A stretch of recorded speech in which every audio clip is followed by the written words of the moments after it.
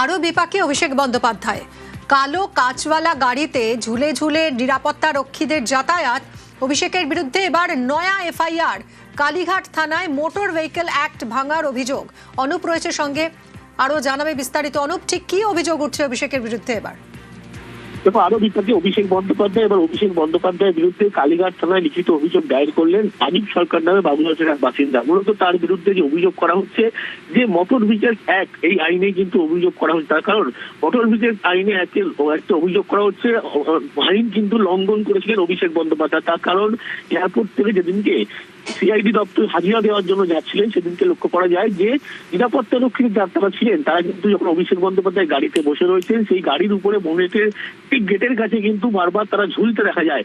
যা কলকাতা শহরে বা কোনো ভিআইপি রোডের উপরে এখন করা যায় না, এমনটি বলেন, যা কিন্তু আইনত অপরাধ। এবং মোটর ভেহিকল অ্যাক্টে কিন্তু এই আইন অবলম্বন তিনি করেছেন, এই অভিযোগ তিনি দায়ের করেছেন। ফলে আরো বিকাশে অভিষেক বন্দ্যোপাধ্যায় কালীঘাট থানায় অভিষেক বন্দ্যোপাধ্যায়ের বিরুদ্ধে এই লিখিত মর্মে অভিযোগ দায়ের করেছে রাজীব সরকার নামে এক ব্যক্তি।